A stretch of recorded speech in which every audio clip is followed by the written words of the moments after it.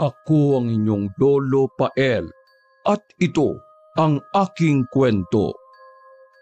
Baliw na Mangkukulam. Sigurado ka bang gusto mong bumalik sa probinsya nyo? Oo, umuwi na tayo para matigil na yung pambababae mo. Eh sayang naman yung trabaho ko dito. Saka nag-aaral dito yung mga anak natin. Yung bunso ay maliit pa. Baka hindi nila kayanin yung pamumuhay doon. Lalo't nasanay na sila sa buhay dito sa lungsod. Eh, pag-isipan mo munang mabuti yan. Ilang beses ko na itong pinag-isipan, Lanto. Kaya wag mo na akong subukang pigilan. Eh ano na naman ba kasi ang nagawa ko? Wala naman akong babae mahal eh. Sinungaling! Hindi mo na ako mauto, no? Ilang beses na kitang nahuhuli na may babae ka. Wala nga sabi akong babae, ano ba? Isipin mo naman ang kapakanan ng mga anak mo. Ako pa ngayon ang hindi iniisip ang kapakanan ng mga anak. Bakit ikaw? Naawa ka ba sa mga anak mo? Ba't parang ikaw na ang biktima ngayon sa tono ng pananalita mo? Wala nga kasi akong babae.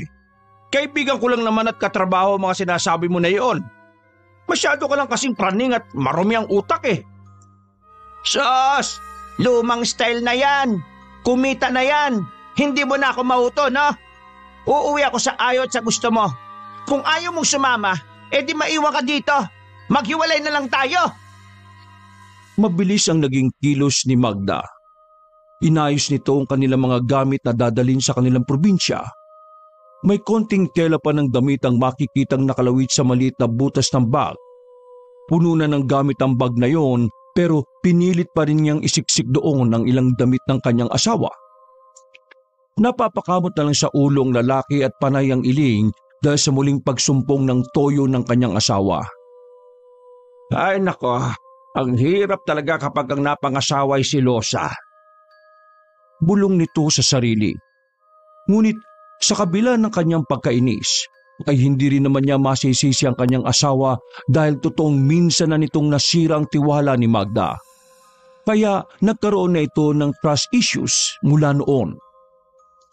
May nakita lamang itong kausap na ibang babae ay agad itong sinasabi na kalaguyo niya ito. Pinagbibintangan siya sa mga bagay na hindi naman talaga niya ginagawa. Magtigil ka nga. Nakikita tayo ng mga anak natin, no? Ay nako, wala akong pakialam kung makita nila. Mas mabuti nga na makita nila para alam nila kung anong ginagawa mo sa akin. Kung sakaling maghiwalay na tayo, ay di na sila magtatanong kung bakit. Uulitin ko ha, uuwi na ako sa probinsya. Maiwan ka dito kung gusto mo. Dadaling ko lahat ng mga anak mo. Ay, teka muna. Huwag ka magpadalos-dalos ng desisyon mo. Alam mo namang napakahirap ng buhay sa lugar na yon. Hindi ba't ikaw na rin ang nagsabi noon? Kaya ka nga napilitang magtrabaho dito sa lungsod, hindi ba? Ay nako, wala akong pakialam. Mas letse ang buhay dito sa totoo lang. Dahil dyan sa ugali mo. Natahimik si Lando. Alam ni Lando na sa mga oras na yon ay buo na ang pasya ni Magda. Ang totoo, hindi naman ang hirap ng pamumuhay sa negosyo ang inaalala niya, kundi ang panganib na dala ng mga mangkukulam na naninirahan doon. Ang lugar kasing sinilangan ng kanyang asawa ayon na rin sa kwento ni Magda ay sa isang liblib na lugar kung saan matatagpuan at kilala bilang pinagkakanlungan ng mga mangkukulam. Ayaw niyang mamulat ang kanyang mga anak sa ganoong gawain dahil ayaw niyang matutunan ng mga ito ang pangungulam. Galit na galit siya sa mga makakaliwang manggagamot na ito dahil doon nadali ang kanyang ama. Hindi niya makakalimutan ang naging paghihirap ng kanyang ama nung bata pa siya. Naging biktima ito ng kulam dahil lamang sa pagkuha nito noon ng sarili niyang alagang kalabaw. Ano? At hindi ka na nakaimik dyan? Bigla pang napaigtad ang lalaki nang marinig ang malakas na tinig ng asawa. Ay, nakakagulat ka naman. Eh siya, kung talagang buo na ang pasya mo, gustong-gusto mo na talaga umuwi ng probinsya. Eh di, mauna na kayo ng mga bata. Eh bakit kailangan kaming mauna? Ano pang gagawin mo dito? Magpapaalam ka pa sa mga kabit mo? Ganun ba? Kailangan ko magpaalam na maayos sa trabaho, Magda. Magpa-file ako ng resignation para naman maayos ang records ko na umalis sa trabaho. Saka para makuha ko yung huling sahod ko. Nagtatrabaho si Lando sa paggawaan ng mga yero, halos 2 dekada na siyang naghahanap buhay sa yeruhan, kung kaya alam niyang may matatanggap na rin siyang separation fee kung sakaling maayos siyang nakapagpaalam sa kanyang amo. Ay nako, bahala ka. Alam ko namang hindi talaga sa trabaho ang punta mo eh. Kung hindi, dyan sa kabit mo.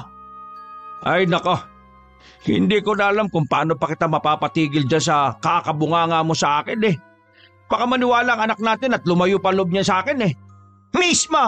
Dahil kapag nang babae ka, ang anak mo magiging kabayaran sa mga nagagawa mo kasalanan. Alalahanin mo mga babae ang anak mo.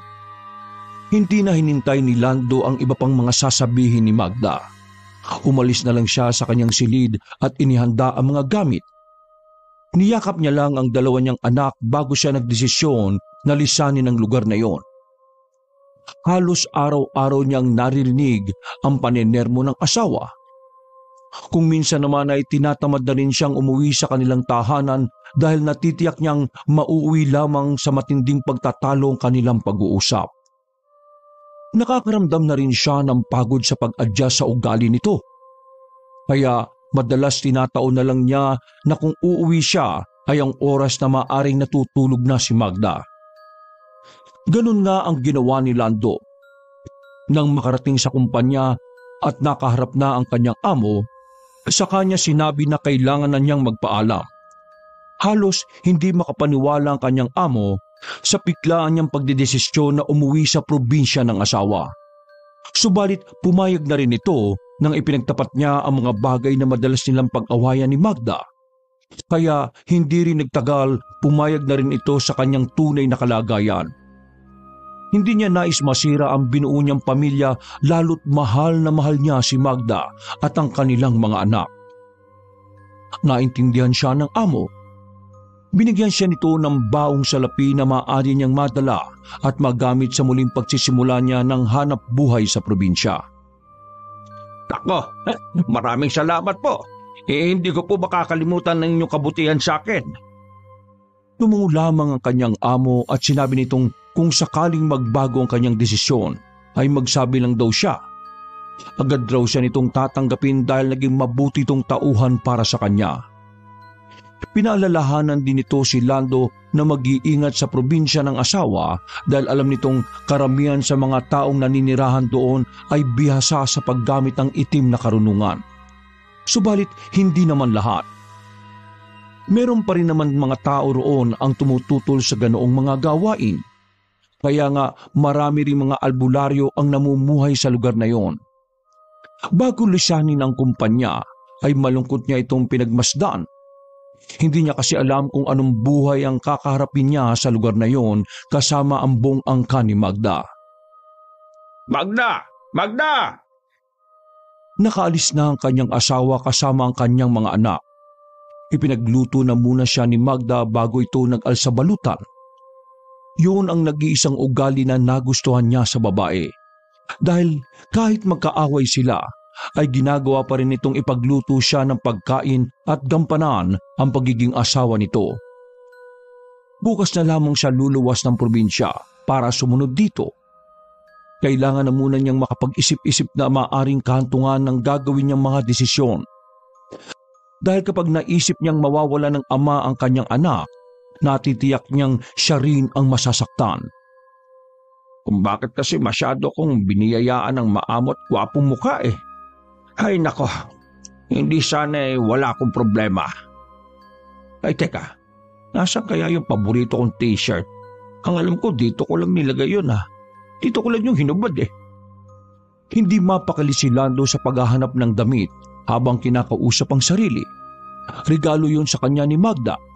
Pag nagkataon, matitiyak niyang pati yun ay magiging dahilan ng muli nilang pagtatalo. Naiinis na napaupo na lang siya sa sahig at pilit iniisip kung saan niya yun nailagay. Maaring nadala na rin yun ng asawa na mag-impake ito ng mga gamit. Habang nag-iimpake ng kanyang mga naiwang kagamitan, ay natigilan ng lalaki nang may maramdamang kakaiba sa kanyang katawan. Mabilis itong tumayo at sinindihan ng electric fan. Ay, grabe namang malinsangan ng gabi ito ah. Paano makakatulog nito?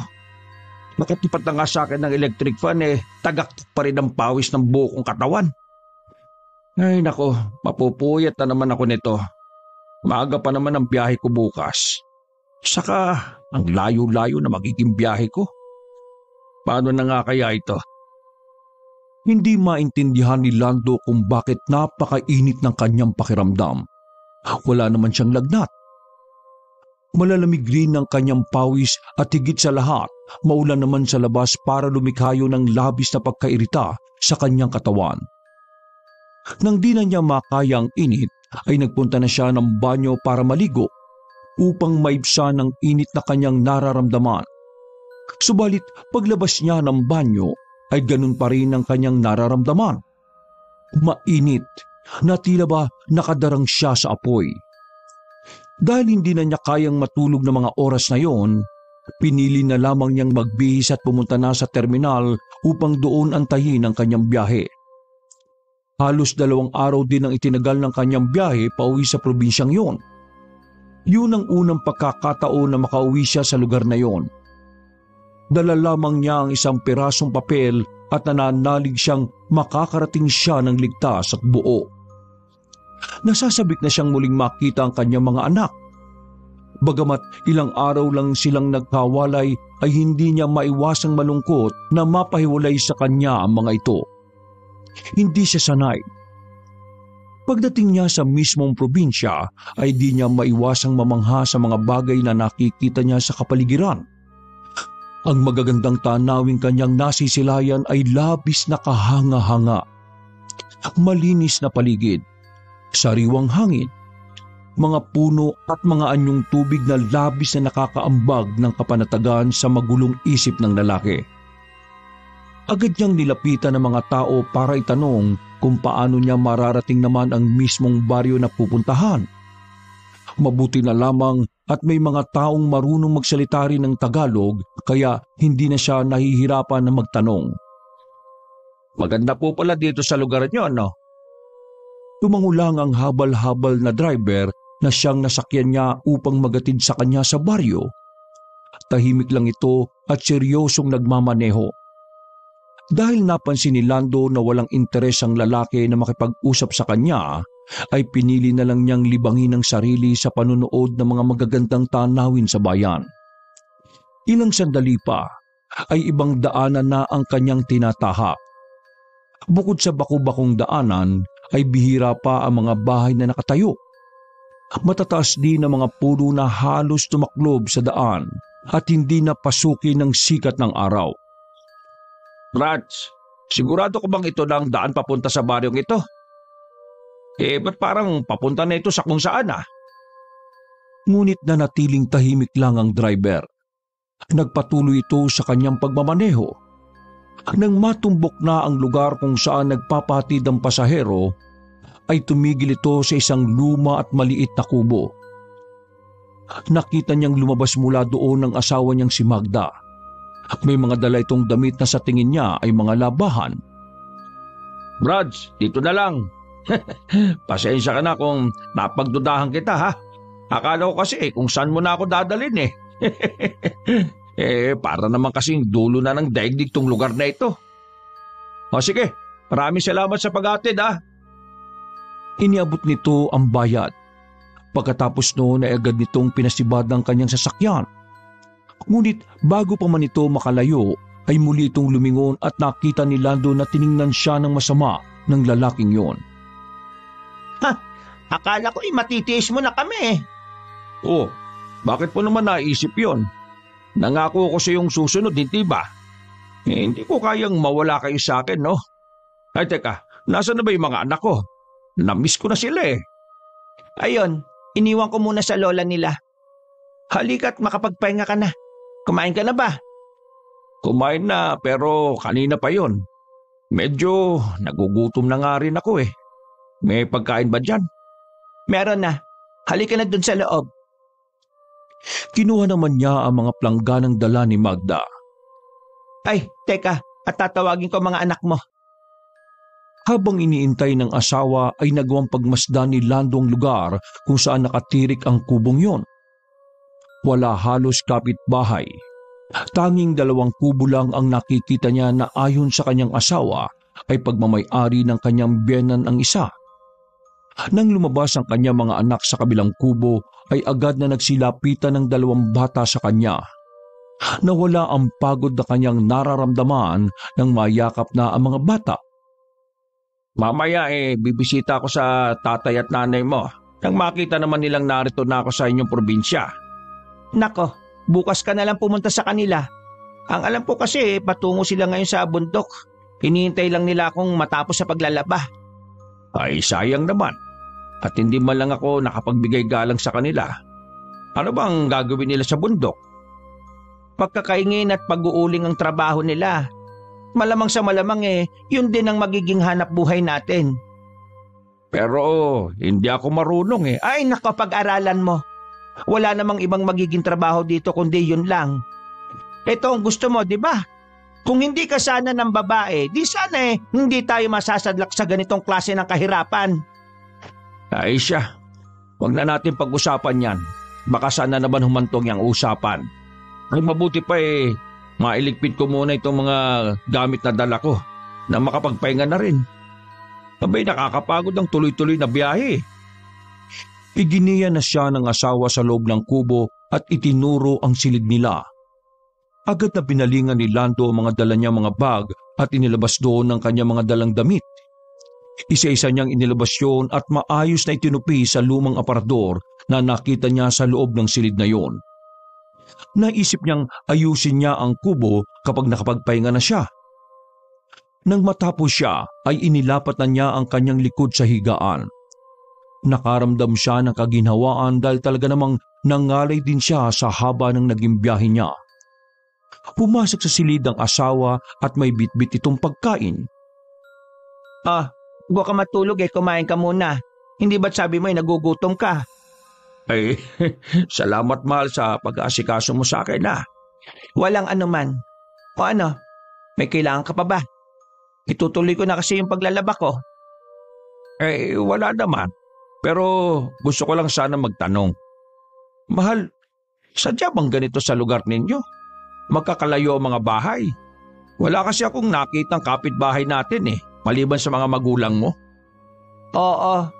Ano naman ang problema doon? Malawak pa ang mga lupain dito at konti lang ang tao. Hindi to gaya ng pinanggalingan nating lugar. Paano tayo niyan makakapamalengke? Parang wala namang nadadaang sasakyan dito. Sus, kadarating lang Kadami mong problema. Mag-relax ka nga lang muna dyan. O baka naman sumunod ka lang dito para lang magreklamo. Ay nako, tumigil ka na nga Magda. Nagtatanong lang binigyan mo na kaagad ng kahulugan. Kaya lang naman ako nagtanong dahil bala kong ipamili kayo ng mga gamit mula sa huling sahod na ibinigay sa akin ng amo ko. Heto, itabi mo muna yan.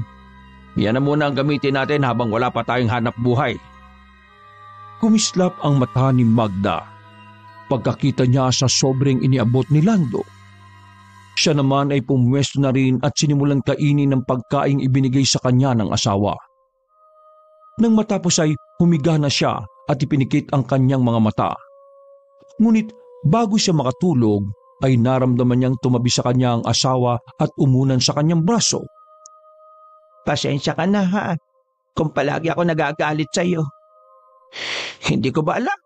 Parang hindi ko mapigilan ang sarili ko.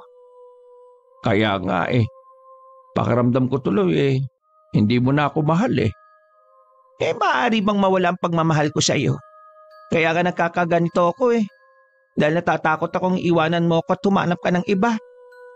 Isa pa, sadyang ganito marahil ang nagdadalang tao. Nagiging mainitin ang ulo. Paano ka mo? Buntis ka? Totoo ba? Oo, tatay ka na uli. Magiging 3 na ang anak natin. Bakit hindi mo naman kagad sinabi sa akin? Nang mga oras na yun ay walang mapagsidlan ng tuwa si Lando. Sa labis ng galak ay napatayo pa siya at binuhat ang nakahigang asawa. Isinasayaw-sayaw niya sa ere. Parang ito ang unang anak nila. Ganon ang pakiramdam niya. Nagsipaglapitan na rin ang 2 niyang mga anak at nakipagkulitan din sa kanilang mag-asawa. Kinabukasan, sa harap ng hapagkainan ay naitanong muli ni Lando ang tungkol sa mga magulang ni Magda. Andiyan na ba yung mga magulang mo? Pwede ko na ba silang makilala, mahal ko? Nako, hindi mo na naabutan eh. Umakyat na ulit sila ng bundok para magtrabaho. Maga kasi silang umalis. Hindi mo ba nasabi na dumating ako? Sabi ko, Ganun ba, mahal? Sabi mo nga sa akin, ayaw ba nila ako makilala? hindi naman sa ganon. Alam mo, sadyang abala lang talaga sila sa kanilang mga trabaho. Gusto ko sana silang makilala eh. Nakakaya kasi na hindi man lang ako nakapagbigay galang sa kanila. Pangalawang araw ko na ngayon eh. Hayaan mo at bukas pupunta tayo sa bundok para makilala mo sila. Ang gawin mo tumulong-tulong ka na muna sa pag-uuling para matutok at masanay sa trabaho. Aakyat tayo ng bundok? Hindi ba delikado yun sa'yo? Kaya ko pa naman. Huwag ka mag-alala sa akin. Alam mo naman na hindi ako maselan magbuntis eh. Pumayag si Lando sa suwestyon ng asawa. Gayong hindi niya matsyempohan ng mga magulang ng asawa ay ganun na nga lang ang gagawin nila. Ang puntahan ng mga ito sa lugar ng kanilang trabaho. Pagsapit ng dilim ay nagpahinga na ang mag-asawa. Biglang naalimpungatan si Lando sa ingay ng mga asong nagkakagulo sa labas. Nakita niyang mahimbing na natutulog ang dalawang anak sa ibaba ng kanilang higaan. Si Magda naman ay mahimbing ring natutulog na nakaunan sa kaliwa niyang braso. Nang hindi makatiis ay dahan-dahan siyang bumangon at lumabas muna siya ng silid. Tinungo niya ang maliit nilang bintana. Dahil maliwanag ang sikat ng buwan ay bahagya niyang naaninag ang labas. Nakita niya ang dalawang tao na nakasuot ng salakot. May mga buhat silang sako na halos kasing laki ng tao. Lumakbo ang kanyang imahinasyon kaya naramdaman niyang bigla ang mabilis na pagtibok ng kanyang puso. Hindi na bago ang ganyang kalakaran sa amin. May mga mais na ninanakaw ng mga taong kumakalamang sikmura. Walang gustong makialam. Natatakot sila sa ganti ng mangkukulam na pumapanig sa mga magnanakaw na yan. Mga magnanakaw ng mais? Oo. Alam mo, natigil na yung ganyang kalakaran nang umalis ako dito sa probinsya eh. Hindi ko alam na muli na naman pala nilang ginagawa yan. Nakita ni Lando na nagbaba ng isang sako sa tapat ng kanilang bahay. Huwag ka na maingay. Hayaan na lang natin sila at huwag na rin tayo makialam. Alam mo kasi, kahit naman magnanakaw mga yan, ay ibinibigay rin nila sa mga nangangailangan at kapos, tulad natin. Pero galing pa rin yung sa nakaw. Kawawa naman yung may-ari ng sakahang pinagnakawan nila ng mga mais.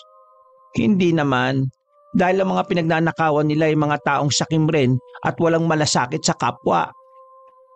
Umupo si Lando sa naghihintay na upuang mahaba. Yari ito sa pinagdikit-dikit na bilog na kawayan. Walang gamit na pako o anumang materyales. Tanging panali lang na uway ang siyang bumuo ng mga kubong naroon. Hinila niya ang asawang nakatayo at pinaupo niya sa kanyang hita sa kaniyakap ng maigpit. Alam mo ba kung bakit ako sumunod sa inyo dito? Bakit? Kasi ayaw kong maranasan niyo ang sobrang hirap ng buhay. Trabaho ko na bigyan kayo ng maayos na pamumuhay at magandang edukasyon ng mga anak natin. Saka, maski alam kong lugar ito ng mga mangkukulam, ayon na rin sa kwento mo, nagpunta ako dito para mabigyan kayo ng proteksyon laban sa mga alagad ng demonyo na yon. Mahal na mahal kita, Magda, at ganun din ang mga anak natin. Yumukulang ang asawa at binigyan siya ng matamis na halik sa labi. Kasabay ng pagsilip ng nakakaakit nitong mga ngiti. Kinabukasan ay sinamahan ni Lando ang kanyang asawa para mamalengke. Bala kasi niyang magdala ng pagkain sa bundok para may mapagsaluhan kasama mga magulang ni Magda. Ngunit may kakaibang napansin agad si Lando. Parang asiwa sa kanya ang mga tindera. Umiiwas sa mga tingin ng mga ito lalo na sa kanyang asawa. Parang gusto tuloy isipin ng lalaki na kinatatakutan sa lugar na yon si Magda. Pero wala naman siyang maisip na dahilan kung bakit. Mahal, Bakit sila ganun kumakatingin? Ganon talaga.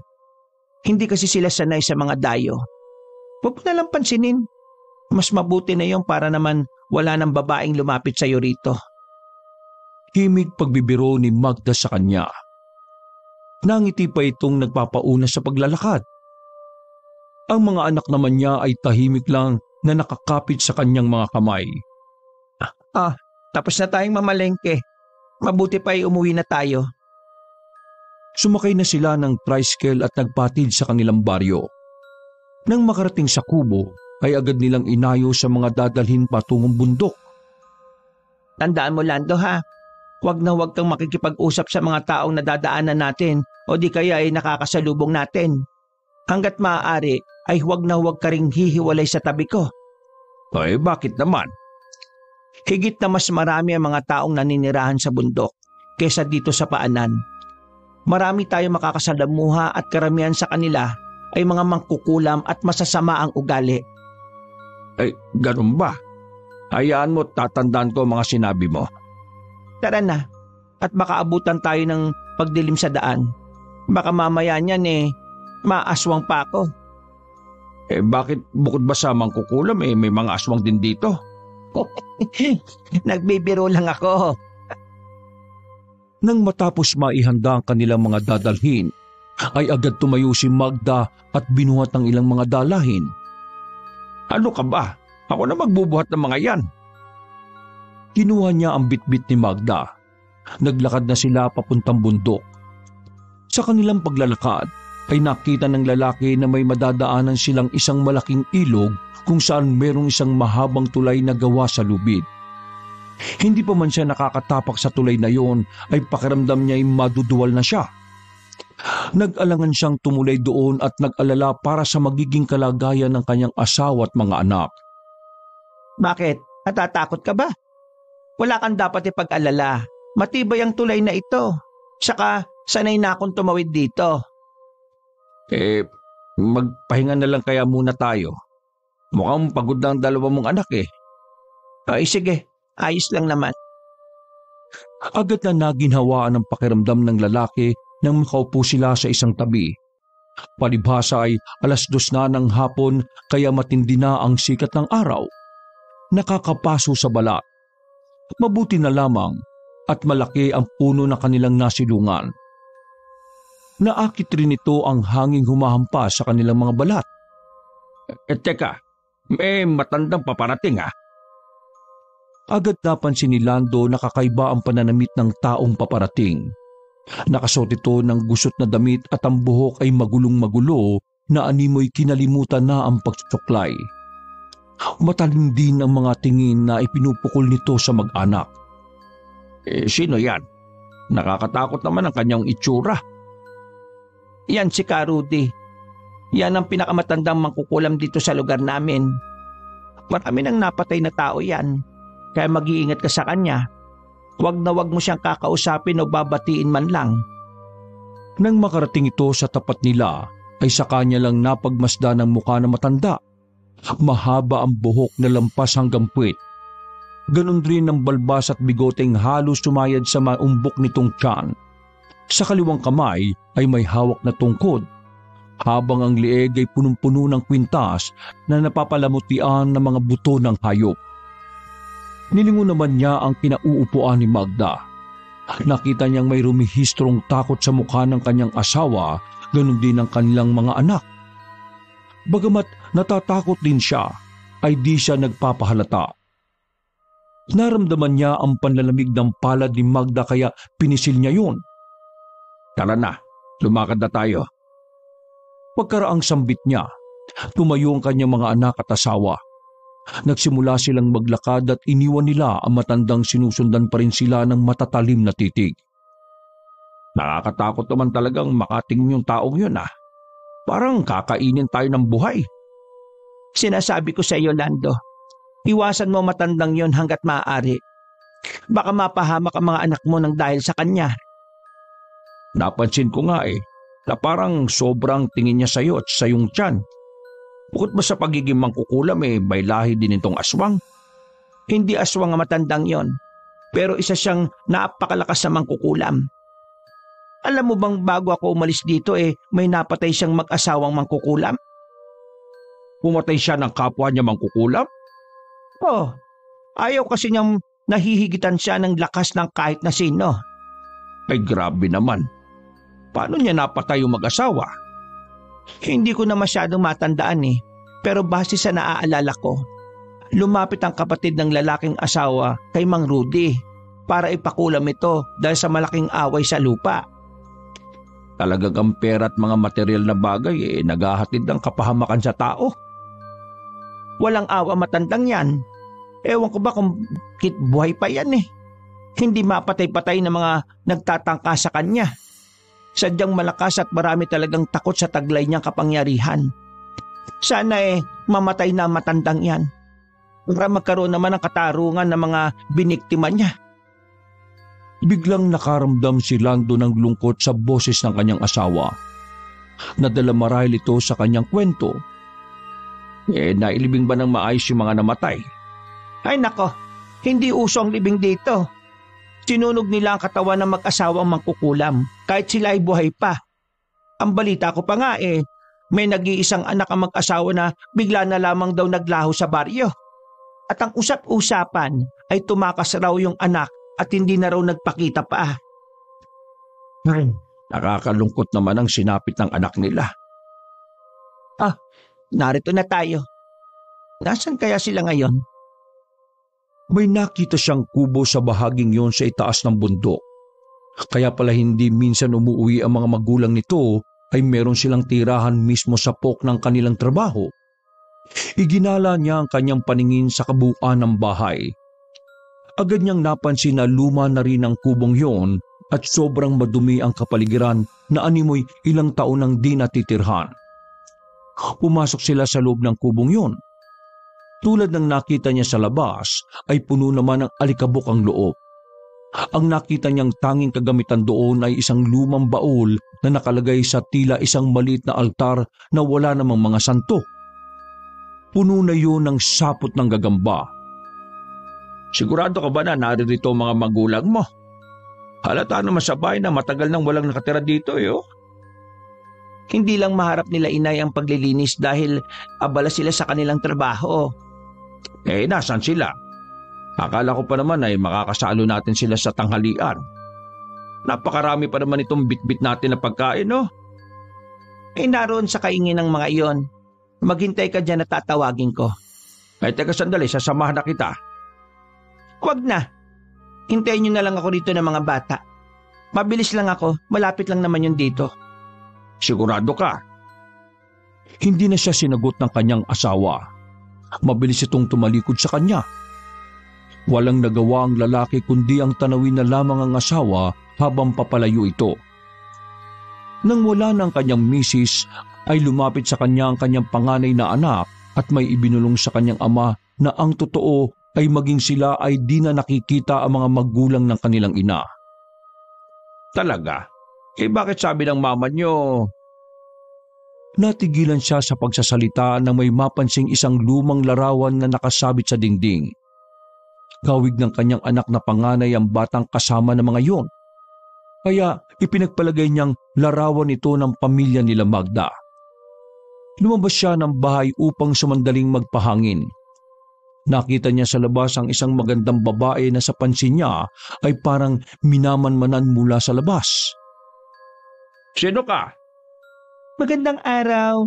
Pasensya na kayo Medyo nagtaka lang kasi ako kung bakit may tao sa lugar na ito.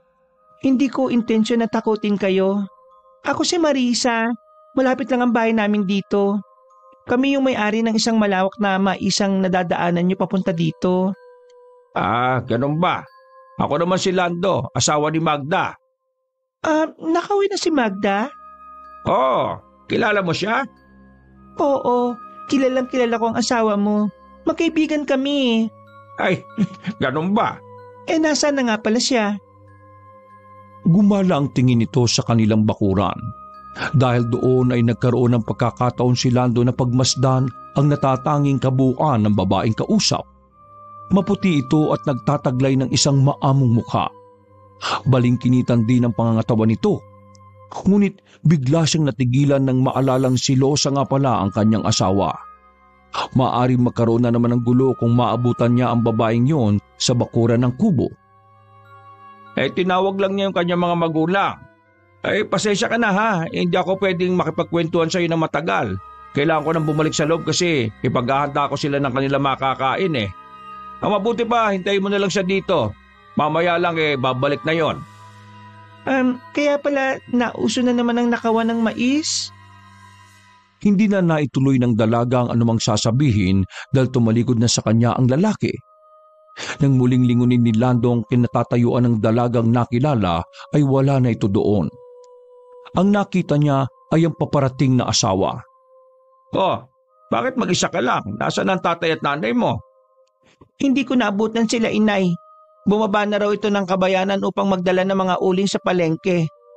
Nako, nagkasalisihan tayo. Ganun ba? Ang layo pa naman ang nilakad natin. Sayang naman. Siya nga pala, may nagpunta dito na babae. Kaibigan mo raw. Marisa ang pangalan niya. Nagkausap kayo? Ano raw ang sabi? Wala naman. Nangumusta lang sa'yo. Hindi na umimik ang kanyang asawa sa oras na yon. Inihanda na lamang niya ang kanilang pagkain at tinawag ang kanyang pamilya upang mananghalian. Ang mabuti pa dumito na lang muna tayo. Dito natin antayin mga magulang mo. Sumang-ayon naman ng buo niyang pamilya sa suwestyon niyang yon. Kinagabihan, matapos silang magapunan, ay muling naramdaman ni Lando ang kakaibang nararamdamang init bago siya bumiyahe sa probinsya ng asawa. Magda, manitsangan ba? Napakainit kasi para akong sinisilaban. Hindi ko alam kung ginaapoy na ba ako ng lagnat o ano eh. Hinawakan ng asawa ang kanyang noo at leeg. Wala ka naman lagnat Baka naman napagod ka lang. Saka, huwag ka masyado maglalalapit dyan kay Marisa ha. Hindi siya nagseselos ako sa kanya. Pinag-iingat lang kita sa babaeng yon. Bakit naman? Kaibigan mo siya, di ba? Traidor na kaibigan yan. Ha? Ganun ba? Kumuha ng karton si Magda at pinaypaya ng kanyang asawa. Subalit ilang saglit ang nakakaraan ay biglang nagreklamo ng pananakit ng tiyan si Magda. Anong nangyayari sa'yo? Sumasakit ang tiyan ko. Kunin mo ang langis sa aparador at aplusan mo ang tiyan ko. Bilisan mo. Baka mapano ang anak natin. Teka, saglit lang. Halos mataranta siya sa paghahagilap ng langis na tinutukoy ng asawa. Kahit kinakabahan ay kailangan niyang maging matatag ang loob. Sa unay, nahirapan siyang buksan ang aparador. Sa dami ng mga bote magkakatabi roon, ay nalilito na siya kung alin ba ang kanyang kukunin. Ang daming bote ng langis dito. Alin ba dito? Ang boteng kulay itim. Iabot mo sa akin, dali. Kinuha niya yon saka iniabot sa kanyang asawa. Inihaplas niya ito sa tiyan at pinagmasdan ng mukha ni Magda.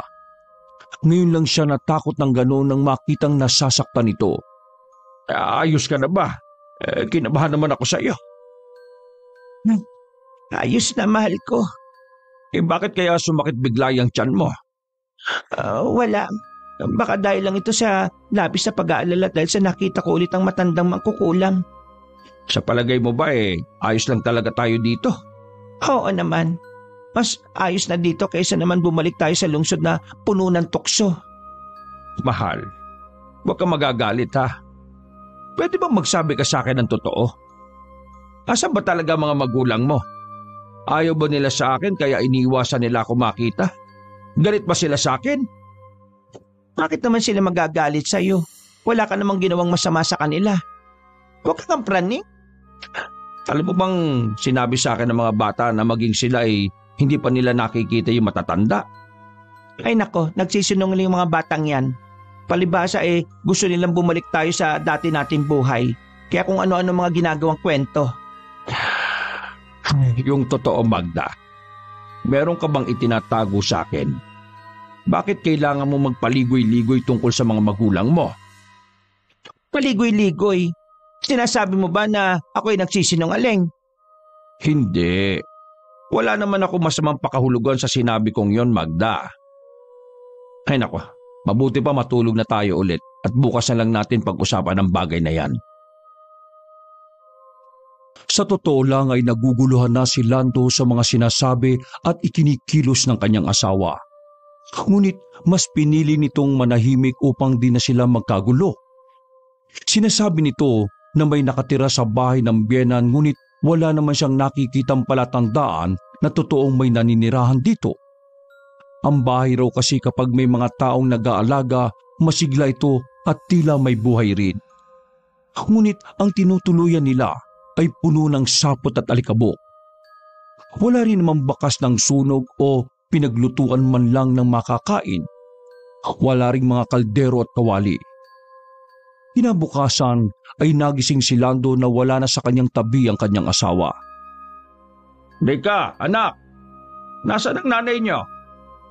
Tanong niya sa anak na noon ay kababangon lang din katulad niya. Kahit ito rin ay hinahanap ang ina kung saan pumunta. Matapos siyang maitupi ang mga kumot ay sumilip muna siya sa bintana at iginala ang paningin sa ibaba ng hagdanan ngunit wala roon ang asawa. Wala rin ang sapin nito sa paa.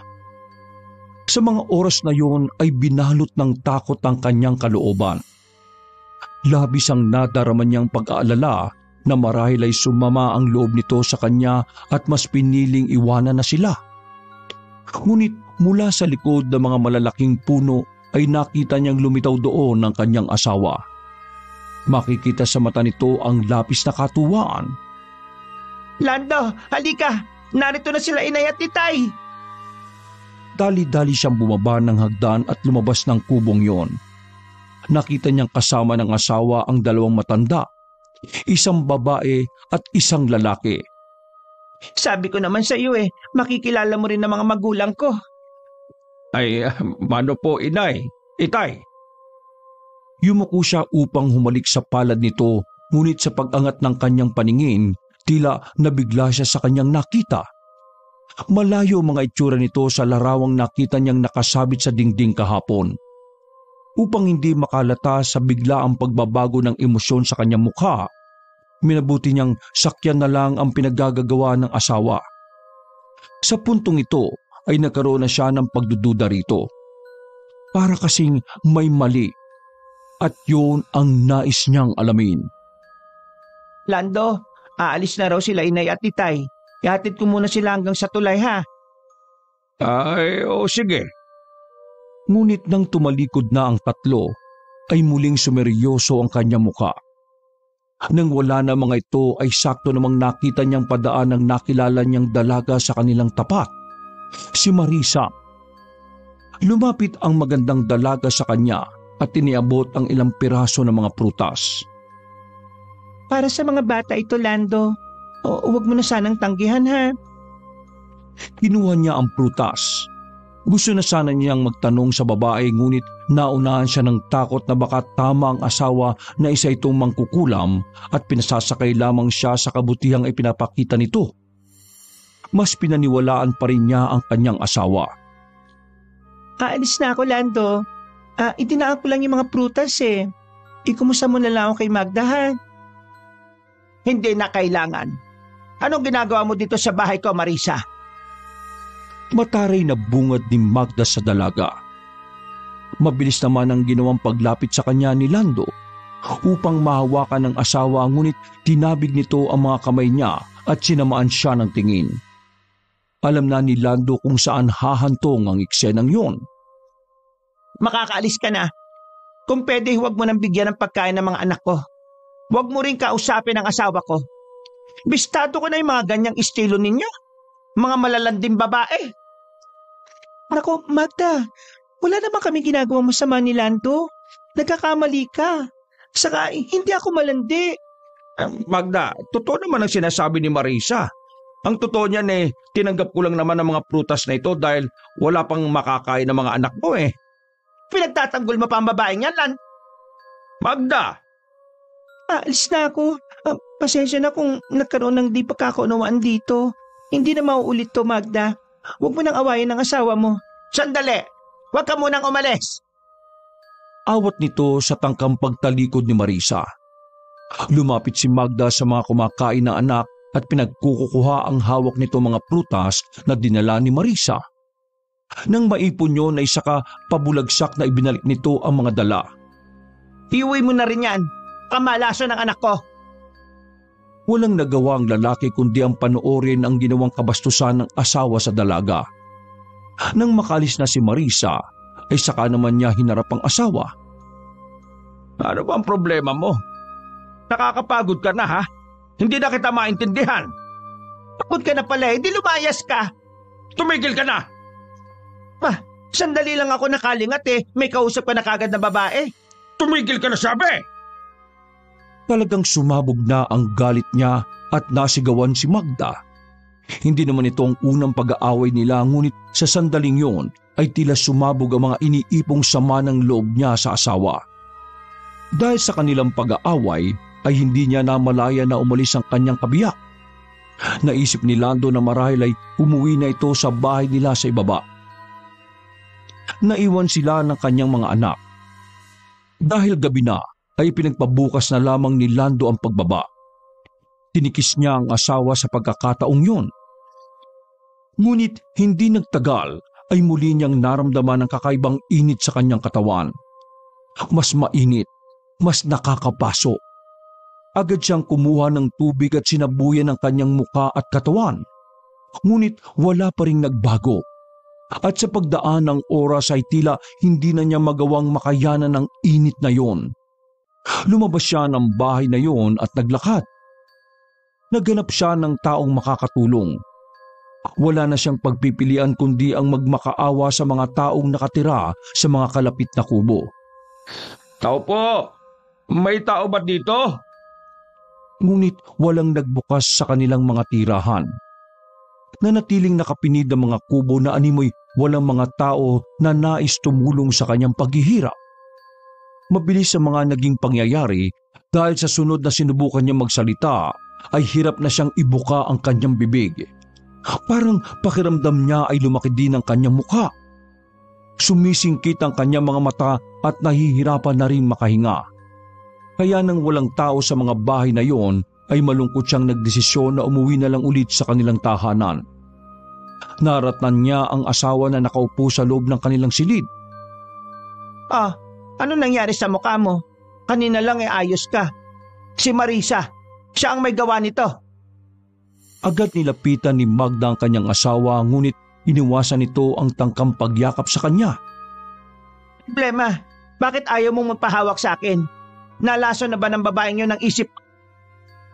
Meron akong napagtanto, Magda. Naranasan ko na ito bago pa ako umuwi dito sa inyong probinsya. Anong ibig mo sabihin?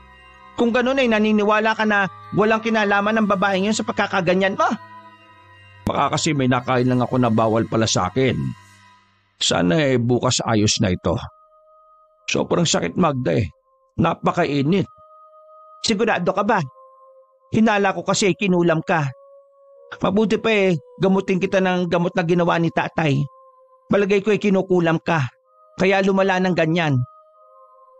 Tinungo ng babae ang aparador at kinuha doon ng isang botelya na may lamang langis. Pumikit ka at ihahaplos ko sa mukha mo. At kapag humupa ang pamamaga niyan, ibig sabihin kinulam ka. Malalaman natin kung sino ang kumulam sa iyo dahil may babalik sa kanya ang sumpang ibinigay niya sa iyo.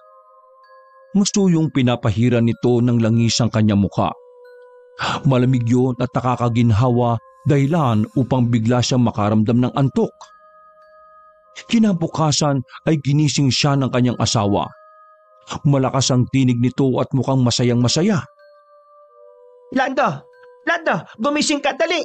Nakahanda ng almusal. Teka, bakit ang saya-saya mo ngayon? Anong meron? Masaya ako kasi magaling ka na. Damin mo, wala nang pamamaga ng mukha mo. Oo nga no. Mabisa pala talaga ang mga gamot ni tatay. Ano ang tatay mo? Isang albularyo? Ngumiti lang sa kanya si Magda at di siya direktang sinagot. Biglang sumagi sa kanyang isip ang larawang nakasabit sa dingding. Nang tingnan niya yun ay wala na ito sa dati nitong pwesto. Di ba sabi ko sa iyo kinulam ka? Hindi naman siguro mahal. Hindi ka ba naniniwala sa akin? Halika, Isasama kita sa bahay nila Marisa at makikita mo. Bumalik na sa kanya ang sumpang inilagay niya sa iyo. Wag na. Kung kinulam man niya ako o hindi, patahimikin na natin yung babae. Mabuti pa bumalik na tayo sa dati nating buhay. Kakasimula pa lang natin dito sobrang dami na nang nangyaring masasama. Hindi magandang senyalis yun, Magda. Walang kinabukasan ng mga anak mo dito. O sige, mapayag ako. Pero sa isang kondisyon. Gusto ko makita si Marisa bago tayo umalis. Kahit anong gawin niya ay mapilit talaga si Magda. Kung kaya hindi na lamang siya kumontra pa sa kagustuhan ng kanyang asawa. Pagdaan nila sa mga kabahayan ay nakita nilang madami ng tao ang nagkakatipon-tipon sa bahay nila Marisa. Nasulyapan ni Lando na merong babaeng nakaupo sa gitna ng mga tao. Tattad ng sugat at paso ang kanyang mukha. Nakita mo na? Turo nito sa mukha ni Marisa. Hindi siya makapaniwalang nagawa ng dalaga na kulamin siya. Nang makabalik sa bahay ay hindi siya makaimik. Napatunayan niyang di nagsisinungaling ang kanyang asawa. Nawala ang lahat ng pagdududa sa kanyang isipan. Inihanda na lamang niya ang sarili sa mahabang lakarin. Ngunit bago umalis ay nakita niyang pasikretong nagtungo ang kanyang asawa sa likod ng kubong yun. Dahan-dahan niya yung sinundan. Aalis na po kami, inay, itay. Patawad kung hindi ko kayang magtagal maniraan sa lugar na ito. Naaalala ko lamang ang mapait na sinapit niyo sa kamay nila. Kinuha ko lang ang mga gamit niyo at pagkatapos ay maghihiganti tayo. Iisa-isahin ko silang lahat. Pagbabayaran nila ang ginawa nila sa inyo. Biglang nakaramdam ng panghihina ang lalaki nang marinig ang sinabing yun ng kanyang asawa. Sinilip niya kung saan ito nakatingin. Laking pagtataka din niya sa sarili kung bakit hindi niya magawang bisitahin ang lugar na yon sa halos 2 araw nilang pananatili sa bahay na yon. May nakita siyang 2 krus na yari sa itinaling kawayan. Nanlaki mga mata niya nang makitang naroon ang larawang una niyang nakitang nakasabit sa dingding.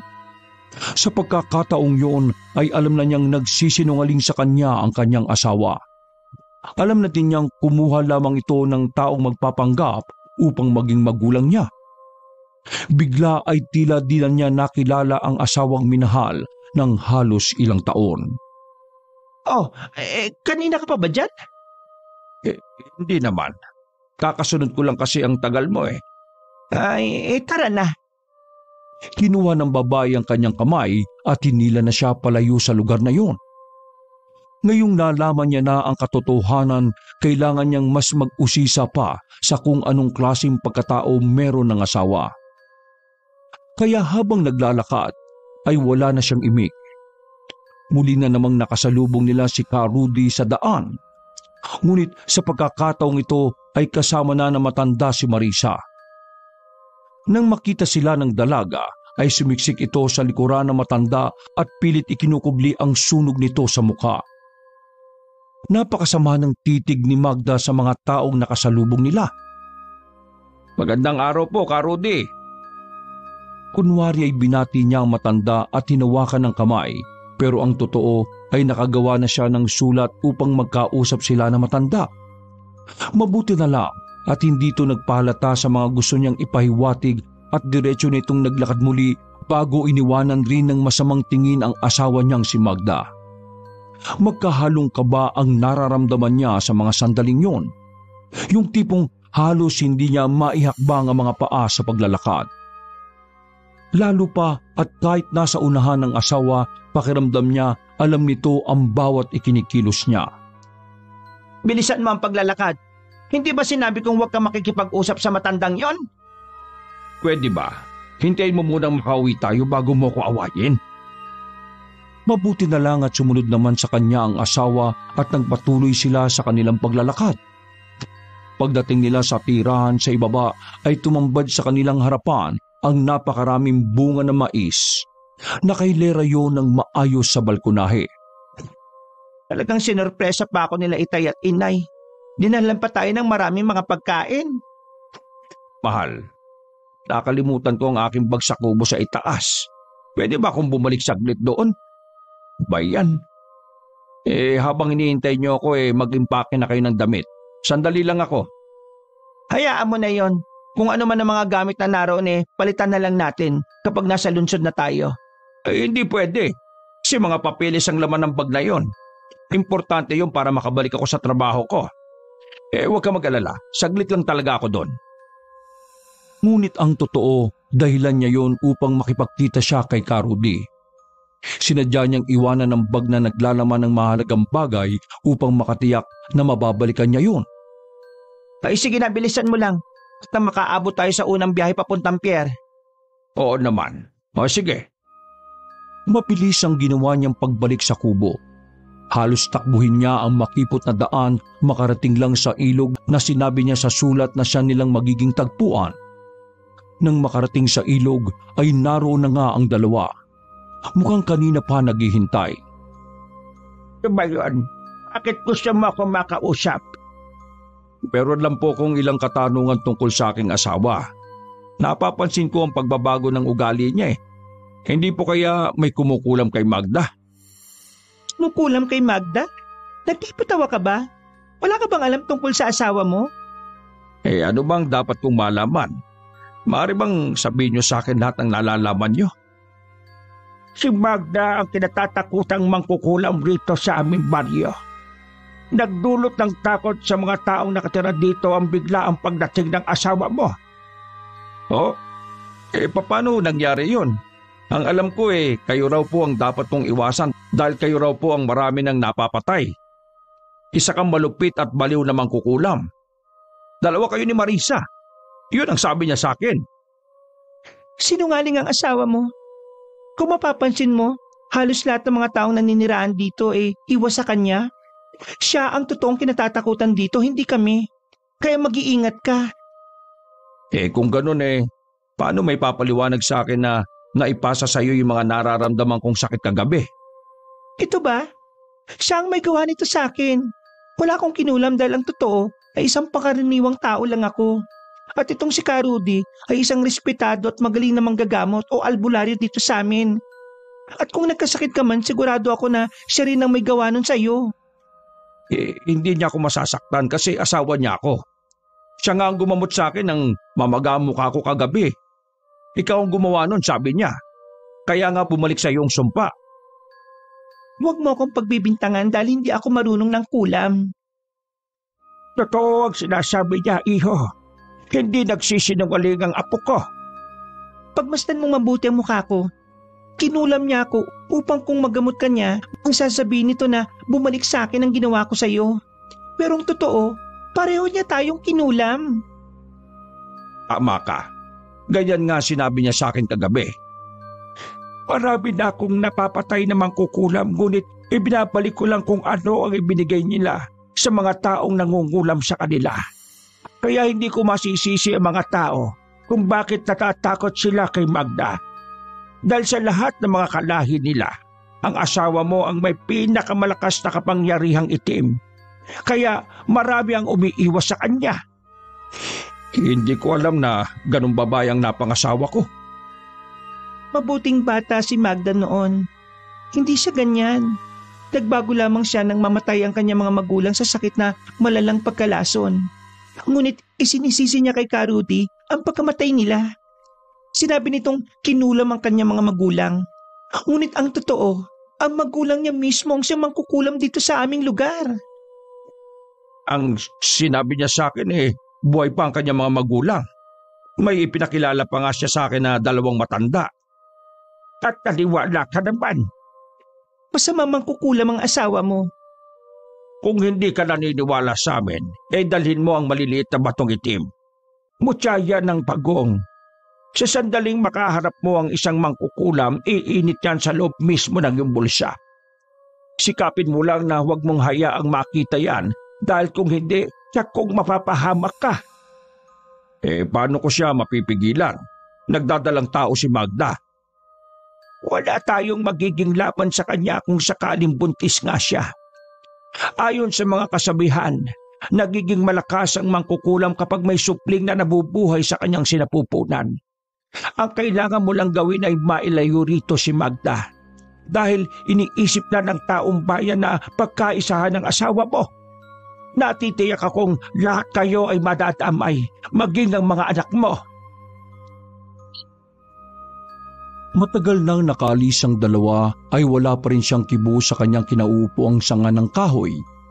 Nakatitig sa batong iniwan ni Karudi. Iniisip pa lang niya ay nanghihinayang na siya sa panahong naging mabuti pang asawa si Magda. Ngunit kailangan niyang harapin ang buhay kasama ito.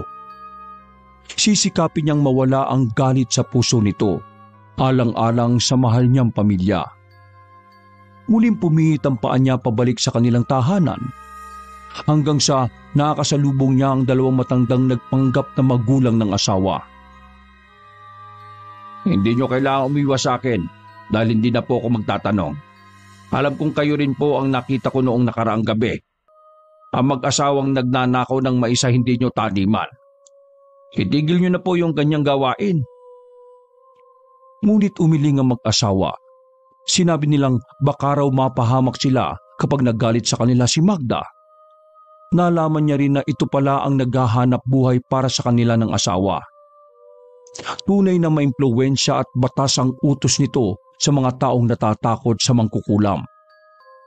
Sinabi nila na kailangan lang nilang magpanggap uli ng mga magulang upang hindi balikan ng sisi ni Magda. Pagdating niya sa bahay ay masaya siyang sinalubong ng asawa. Maigpit na yakap at halik sa pisngi ang iginawad sa kanya. Naramdaman niya ang pag-init ng bato sa kanyang bulsa, kaya maluhaluhang gumanti siya ng yakap dito. Ngayong sigurado na siya sa mga pagdududa niya, doon niya lang naisip ang labis na takot at pangamba sa kung anong maaaring mangyari sa kanila sa lugar na yon. Aalis na tayo dito. Teka, nasaan ang mga bata? Nandyan lang sila, Lando. Naglalaro sila ng tagu-taguan. Magiliw nitong kwento. Nakakapanibago ang bait at kalambingang ipinapakita nito sa kanya. Magkaalalay pa silang pumasok sa kwarto ngunit wala naman roon ang mga bata. Oh, akala ko ba'y naririto ang mga anak natin na tinihintay nila ako? Nasaan ang mga bata? Kahit may pagpapanik sa kanyang boses, ay hindi siya nagpapahalata sa asawa. Hinanap niya kung saan naroon ang kanyang mga anak. Tinawag na rin niya ang mga ito at inutusang magpakita na sa kanya dahil tapos na ang laro. Ngunit nanatiling tahimik ang paligid. Hindi nagpakita sa kanya ang dalawang bata. Magda, ilabas mo na mga bata. Kailangan na natin makalis dito kagad. Hanapin mo muna sila. Walang nakakatawa. Ilabas mo sila ngayon din. Mariin ang kanyang pagkakasabi. Isang utos yun imbis na paglalambing. Nauubusan na sila ng oras. Pakiramdam ni Lando anumang oras ay mapapahamak ang kanyang pamilya. Nais niyang iligtas ang kanyang asawa at mga anak laban sa galit ng mga taga-baryo. Ang tagal mo kasi, kaya yon, nagtago sila.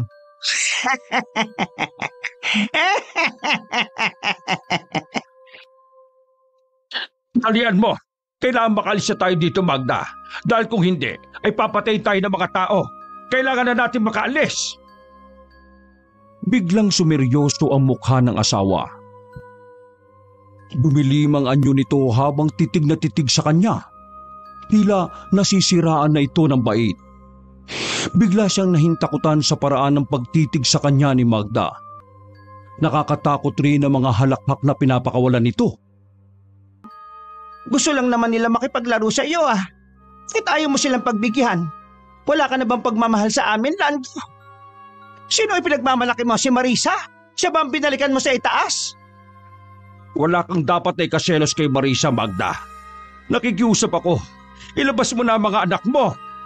Huwag ka mag-alala. Payapa na sila sa kanilang kinaroroonan ngayon. Diyos ko, anong ginawa mo sa mga anak natin? Huwag ka mag-alala. May paparating naman tayong bagong anak ka. May kinababahala mo. Hindi ako nakikipagbiruan, Magda. Ilabas mo ang mga anak natin. Nakikiusap ako. Meron muna akong kwento. Itinaas nito ang isang itim na libro na nakatago pala sa likuran nito. Lumikot ang mga mata nito habang nagsasalita.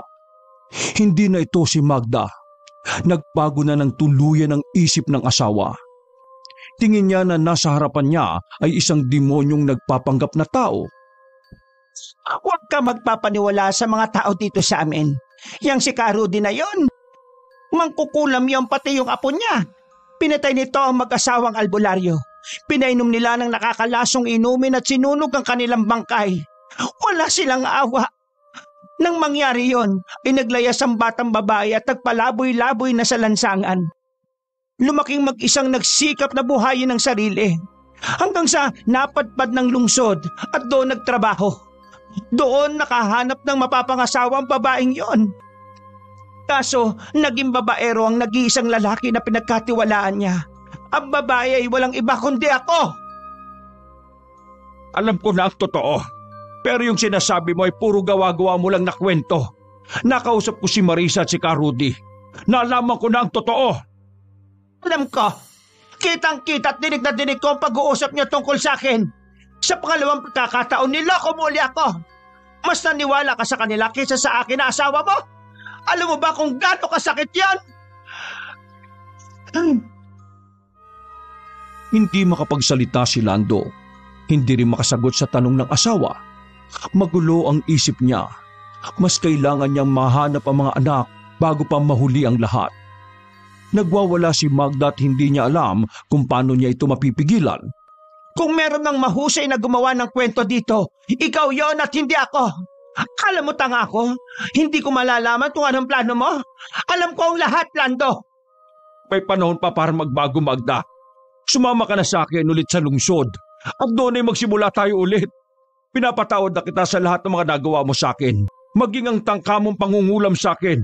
Sige na, nakikiusap ako. Ilabas mo na ang mga anak mo.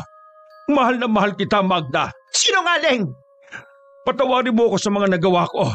Patawarin mo rin ako, Lando. Ngunit hindi mo na sila makikita. Sa oras na ito, alam kong isinuplong mo na ako sa mga tao. Kaya bago pa mangyari na mapahamak ako, ay mas mabuti pang tapusin na natin ang lahat ng ito. Isasama ko sa hukay ang mga anak natin. Bahala ka na kung gusto mong sumama o hindi. Ano? Nababaliw ka na, Magda. Tigilan mo na yan. Totoong mahal kita. At kaya ako nagbalik dito ay upang itakas ka. Kayo na mga anak natin. Nakikiusap ako. Ilabas mo na mga bata at umalis na tayo sa lugar na ito. At kung kinakailangan ay ipapagamot kita. Kanino? Kay Rudy? Ipapagamot mo ako sa isang mangkukulam? Sarkastikong sagot ni Magda. Alalang-alala na siya sa ugaling ipinapakita sa kanya ng asawa. Tuluyan ang nasiraan ng bait si Magda, lalo na nang ito ay biglang tumakbo at nagsisigaw sa kalsada. Iniwan si Lando ng asawa sa loob ng kubo. Pero imbis na habulin ito, pinagkaabalahan niyang hanapin ang mga anak. Halos mahimatay na siya sa takot para sa naging kinahinatnan ng kanyang mga mahal na supling. Sven! Rika! Nasaan na kayo mga anak? Magsalita kayo! Nasaan na kayo? Ngunit napakatahimik ng lugar. Walang anumang bakas ng makapagtuturo sa kanyang mga anak. Minabuti niyang muling hanapin si Rudy upang makahingi ng saklolo. Wala nang ibang paraan ngunit kailangan nilang maigapos ang nagwawalang asawa. Alam niyang nasisiraan na ng bait si Magda. Wala na ito sa sariling katinuan. Halos bumao ng mga tinik at matutulis na bato sa kanyang talampakan. Hindi na niya pinag-aksayahan magsuot ng sapin sa paa dahil kailangan niya makarating kagad sa kinaroroonan ng albularyo. Bakit humahagos ka? Gulat na gulat ang matanda pagkakita sa kanya. Naroroon pa rin si Marisa na nagpapagamot dito. Ito man ay hindi rin makapagsalita nang dumating siyang may luha ang mga mata. Si Magda, itinago niya mga anak namin. Hindi ko alam kung saan ko sila hahanapin. Tulungan niyo ako. Naramdaman niya ang pagkaplos ni Marisa sa kanyang likuran bilang pagdamay sa kanyang hirap na pinagdaraanan. Alam na niya. Narinig niya ang pag-uusap natin kanina. Kasalanan ko. Hindi ako nag-ingat. Wala kang kasalanan. Biktima ka lang. Kailangang mahanap natin ang anak mo bago mahuli ang lahat. Humingi na rin sila ng tulong sa ibang mga taga roon. Inabot na sila ng dilim sa paghahanap sa dalawang bata. Dala nila ang ilawan at mga sulo upang mas maliwanag ang paligid. Ngunit nagulat sila at natakot sa biglang pagsulbot ni Magda sa kanilang harapan. Nakatayo ito at marumi na ang damit. Napatras sa mga kasama nila lalo na nang ngumiti at tumawa ito ng tulad sa isang nababaliw na mangkukulam. Hindi na yan si Magda. Natalo na siya ng itim na karunungan. Wala na siya sa tamang pag-iisip. Mapanganib kung hindi natin siya mahuhuli dahil baka makapatay siya ng ibang tao. Sandali lang po. Huwag niyong sasaktan ang asawa ko. Nakikiusap ako. Buntis si Magda. Madadamay ang anak ko sa kanyang sinapupunan. Nangangako ko na pagkatapos naming mahanap ang aming mga anak, lilisanin na namin ang lugar na ito. Nakatakbo si Magda. Hindi nito naani ang galit ng taong bayan sa kanya dahil sa pakiusap ni Lando. Subukan natin bumalik sa bahay ninyo dahil wala na sa katinoan si Magda. Maaring dun siya babalik. Mabilis ang ginawa nilang pagtakbo. Pagdating nila roon ay nakita niyang nakaupo sa pintuan ng kanyang asawa. Napakagulo ng buhok nito. Nakakakilabot ang itsura. Matalim rin kung makatingin. Halos hindi na niya makilala ang kanyang asawa sa itsura niyang yon. Bigla na lang siyang napahagulgol ng malakas samantalang ang kanyang asawa ay patuloy na nagpakawala ng mga nakakatakot na halakak. Natigilan ng lalaki nang mapansing may pulang likido na dumadaloy sa hita ng asawa. Nawala ang takot niya. Tinakbo niya ito at tangkasan ng yayakapin. Subalit inilabas nito ang itak. Inundayan siya nito ng taga. Mabuti na lang at nakailag siya. Nagsigawan ng mga taong nakasaksi. Maging ang mga nagpapanggap na magulang ni Magda ay hindi na rin ito nakilala.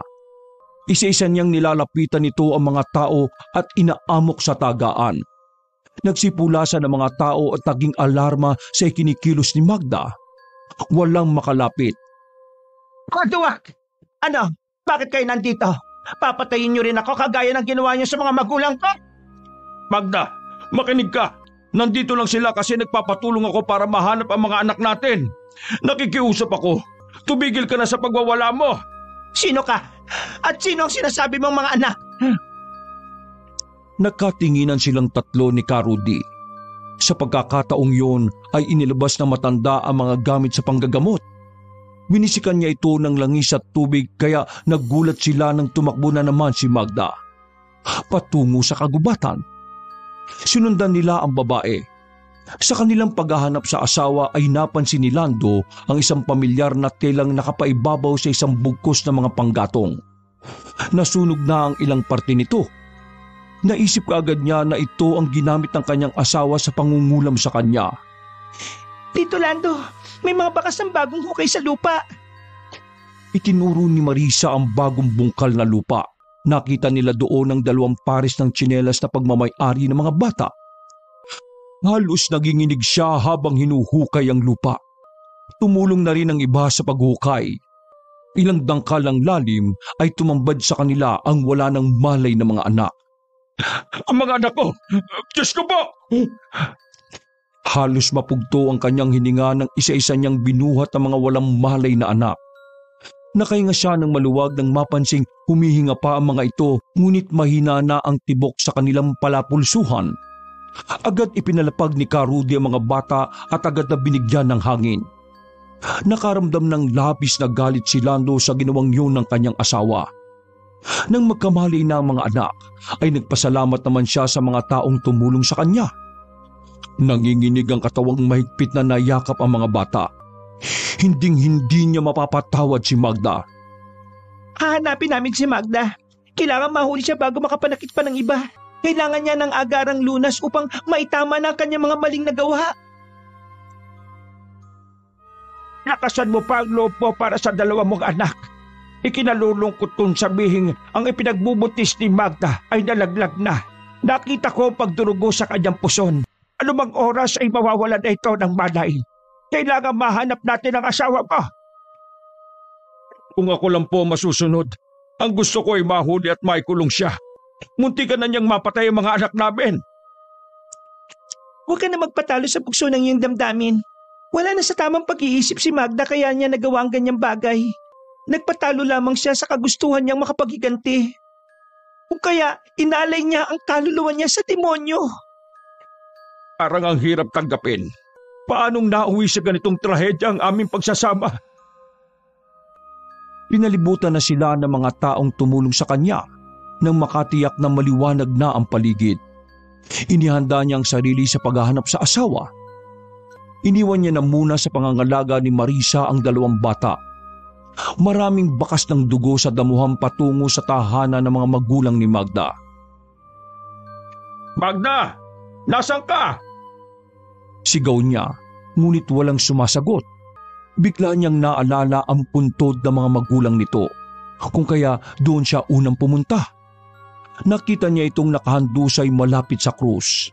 Nakadilat ang mga mata. Nakaawang ang bibig at nakapilipit ang paa. Marami ring sugat sa katawan. At ang pinakamasakit, wala na itong buhay. Magda! Bakit? Anong ginawa mo? Nakuha na rin ng iba ang atensyon ng mga ito kung kaya napatakbo sila sa pinagmumulan ng iyak ni Lando. Nakita nilang butas ang tiyan ni Magda. Wakwak ang dibdib. Hinala ng iba'y nagpakamatay ito gamit ang itak. Samantalang ang sabi ng iba ring nakakita sa itsura ng bangkay ay kinain ito ng aswang dahil nawala ang natitirang bakas ng sanggol sa sinapupunan nito. O di kaya ay mabangis na hayop na gumagala sa gubat. Talaga bang babalik na kayo? Oo, Marisa. Salamat sa mga naitulong niyo ni Ka Rudy. Walang anuman. Hindi mo pa muna pupuntahan si Magda? Umiling si Lando bilang tugon. Malungkot siyang pinagmasda ng 2 anak na nakatingin lang sa kanilang 2 ni Marisa. 5 araw nang nailibing si Magda ay natanggap na niya ang trahedyang nangyari sa buhay niya. Ang mapait na sinapit sa probinsya ng Negros. Ngumiti rin sa kanya si Ka Rudy na naghihintay sa pag-alis nila. Mabuti na lang ay nagtiwala siya sa isip. Naniwala siya sa kanyang pagdududa. At salamat muli niyang nakasama ang kanyang mga anak. Patawarin niyo ako mga anak. Iniwan natin ang nanay niyo. Doon kasi siya nakatira. Pumatak ang mga luha sa kanyang mga mata nang lingunin ang lugar na nilisan nila. Bago sumakay ng isang tricycle papunta sa pier, ay isang pangako ang binitiwan nito sa kanyang mga anak. Magsisimula sila ng panibagong buhay nang hindi nakasama si Magda. Ang tinaguriang baliw na mangkukulam sa probinsya ng Negros. Wakas!